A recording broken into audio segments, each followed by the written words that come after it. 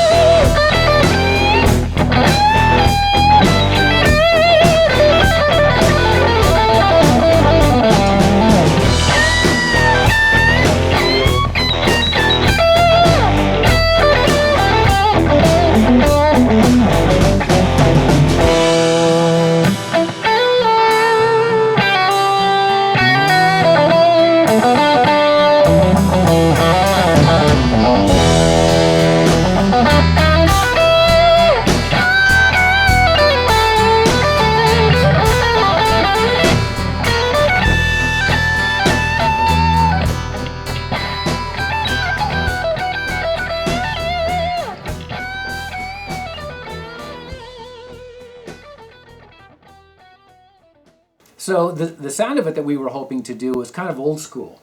When I say old school, we didn't have the stuff mic'd up like a drum kit mic'd up, which we might actually talk about the instruments that we used. Yeah. Yeah. So we tried to stay as vintage as possible. So we used some of them you'll see behind us, but we used a 1943 Gibson Banner LG2 for the acoustic guitar. We used a 1960 355 with PAFs. We used a 56 Les Paul Jr. We used it's a reissue P bass. It's a reissue of the 51. We're not bass guys too much, or you're a bass guy, but not that much for me. And then we used a early or mid 1963 Ludwig 4-piece kit like Ringo's. That with the original Zildjian cymbals, and we used just a couple microphones around it, microphone on the kick, couple microphones for overheads, and just tried to get it sounding at old school so that it's not super produced.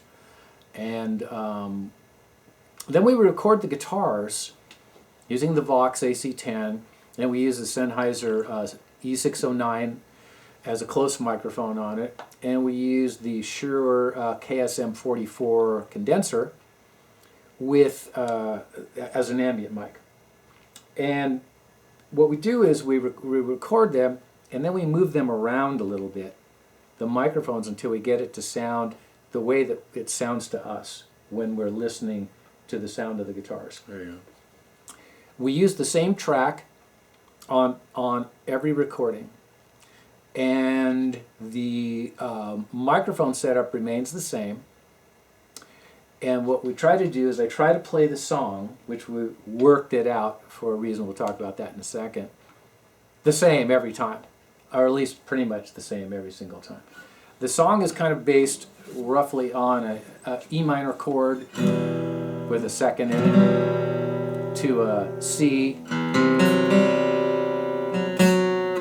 So it's basically it's kind of a typical kind of a blues thing. Here's a little bit of the track by itself without any of the lead guitars in it, and then we'll talk about the song itself and what we did playing the solo, where on the guitar we're playing the solo, what we're listening to, and what we want you to listen to. So here's a little bit of the track.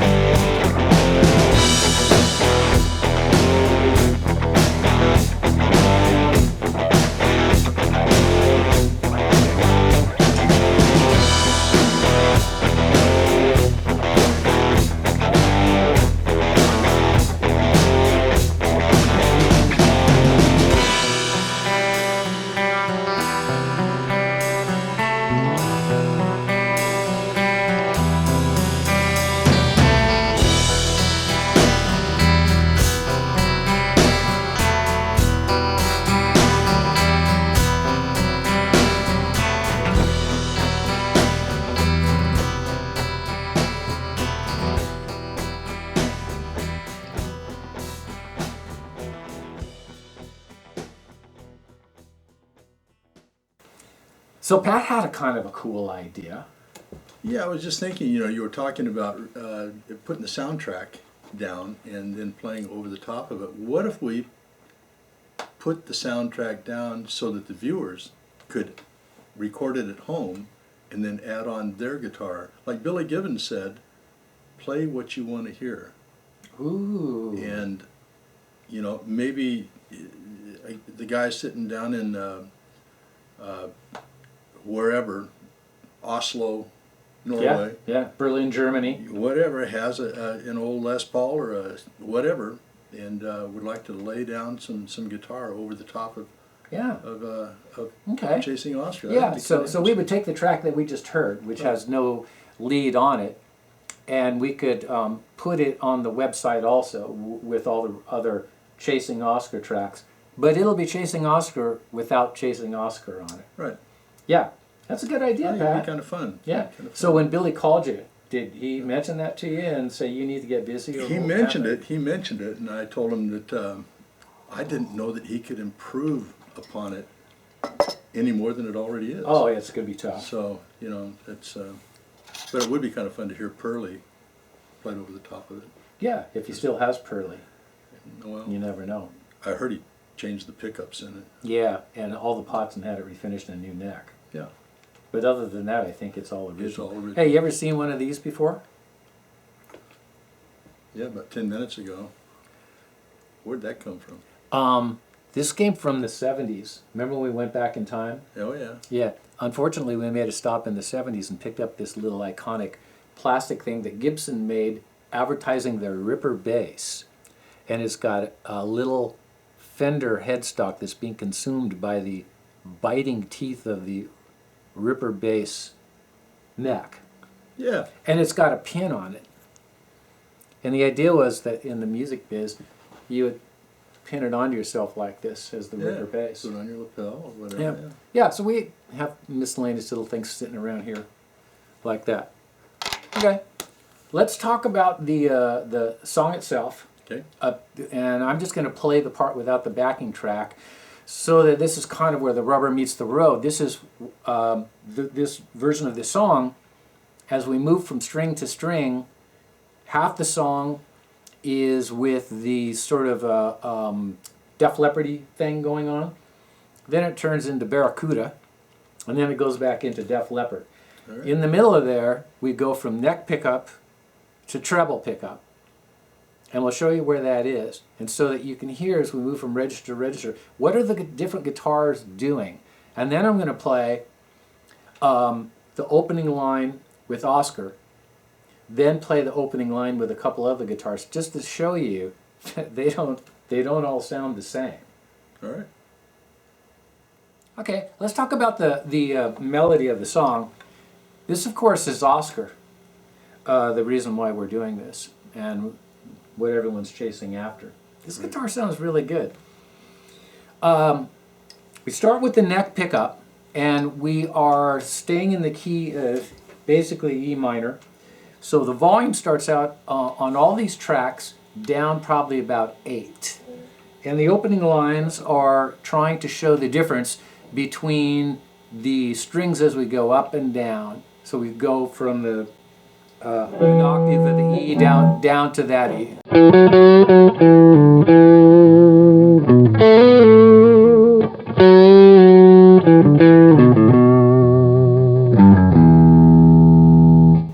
As those notes are vibratoed, I want to be able to hear that they all sound a little bit different, and all the guitars are going to sound a little bit different too. This guitar, the pickups are a little bit, or at least this neck pickup's a little darker on this than on some of them.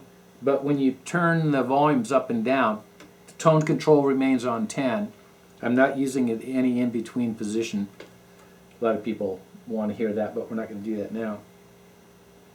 Then we go up in an arpeggio up into the key of G, so we're going.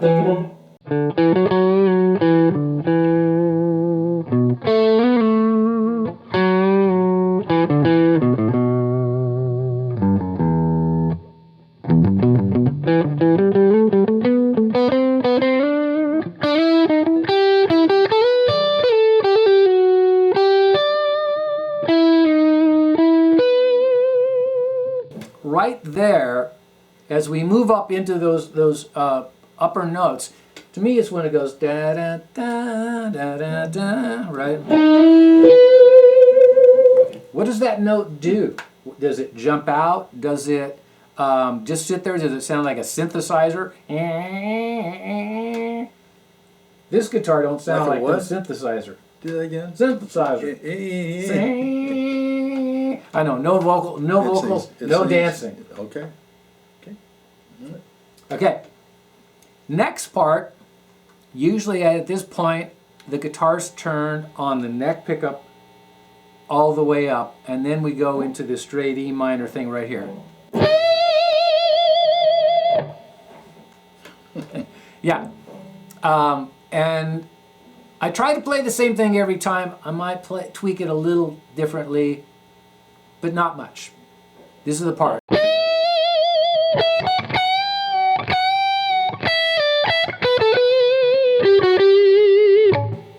Then a fast little run. C major.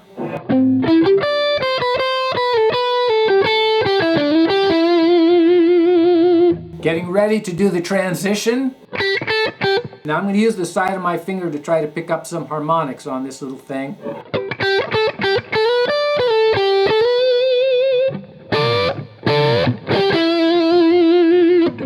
Okay, that's the first part of it, and that's got the Led Zeppelin, the whatever they call Def Leppard. There you go. Thing going along, neck pickup. Now we go into the second aspect of it, which is the Barracuda.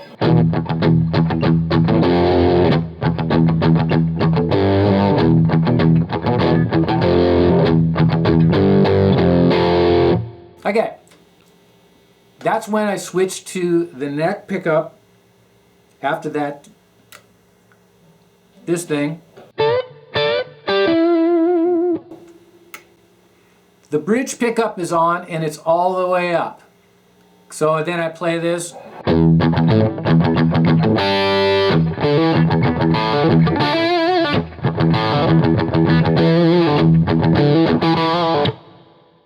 Then into the solo, which is back into E pentatonic.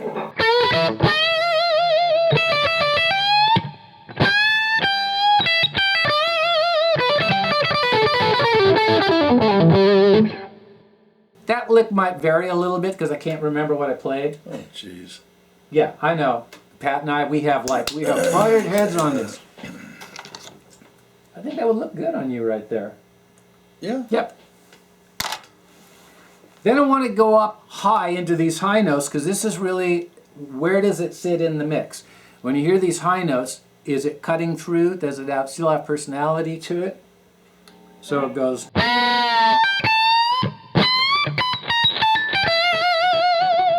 Right? Then, now we're going to restate a little bit of the melody going back to the beginning part.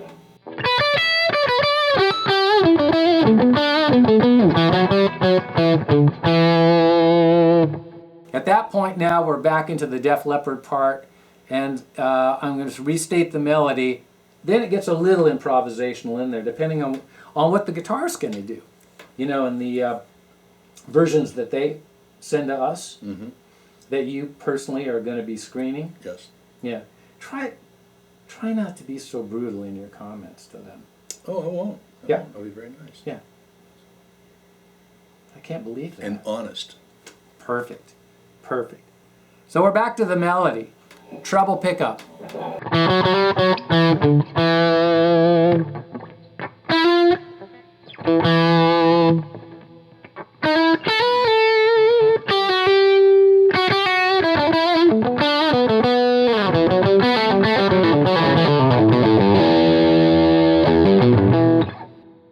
So I'm going to play some little arpeggio things in there. At that point, it's really about what does the guitar sound good. I'm going to play the same arpeggio as this E minor going up an octave.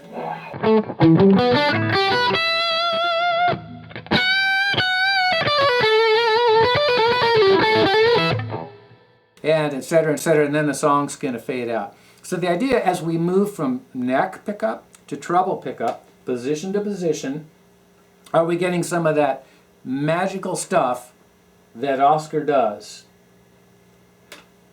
on all the other guitars? What do they sound like? I'm gonna here again. I'm gonna try to play it pretty much exactly the same every single time. So you have to listen to it, and we're gonna try and set it up on the website so you can go from piece to piece, piece to piece, and be able to A/B them just like that. Yeah. This guitar sounds pretty good. It's a good looking, good sounding rig. Nice sounding rig. That is. It's a good sounding rig. That's right. Okay, so you can go to our website, hopefully soon when we get it set up. And Chasing Oscar will be up and running. Those tracks will be on there, and we'll keep adding them, as we said earlier, as we record them. As many of the old guitars as we can get. We're trying to make it so that it, same Doug and Pat show standard, trying to make it objective, as representative as possible. No pedals. Right.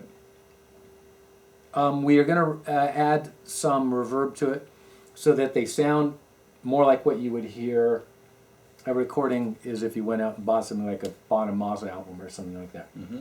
So we got some shows coming up too that are going to be pretty cool, Pat. Gonna be a lot of fun. Yeah, what about this telly thing? I'm hearing about something about that. We got several Telecasters, Blackguards, Telecasters and Esquires. Ooh. And, 52s, 53s. Then they morph into 55s and 56s. As many as we can Whites. dredge up. Yeah, get a bunch of those guys together. See if we can get them through the mid 60s or so, and then maybe get a newer one and compare them to that. Yeah. We have more pickup shootouts coming up. We have the AC-10, the famous AC-10. Mm-hmm. We're going to have another one of those, and we're going to talk about that amplifier because it's such an important part of our sound, the objectiveness of that AC-10. Yeah. We also have, we've talked about the pickup winders. We keep pushing on them all the time about, we're going to compare your pickups to the original guitar, so who's going to step up? And we heard from John at Throwback, which was really pleasing because we've heard a lot about throwbacks. And we've got a show coming up. This is going to be really fun because John has sent us 3 sets of humbucking pickups because he's chasing Oscar with this. And these pickups are called Oscar Customs. There you go. And we're going to have a good time with that. That's a show that's going to be coming up pretty soon. I met Kevin, one of his partners down there at the NAMM show. Oh yeah. That was real fun. Really nice guy. And they're guitar players. I mean, they're chasing Oscar. They hear certain things in their heads and they're collectors, aren't they? Yeah, they got quite a collection of stuff going on too. So yeah, I think they have some gold tops, and I don't know if they have some sunbursts or not. Hey, when you're at our website, you can also go to our store and order up Doug and Pat Show T-shirts and hats, and who knows what other merchandise will be in there by the time that we get going on that. Yeah, that's pretty cool. Okay, Chasing Oscar. Off we go. Thanks, guys. I'm Doug. And I'm Pat. We'll see you next time. See ya.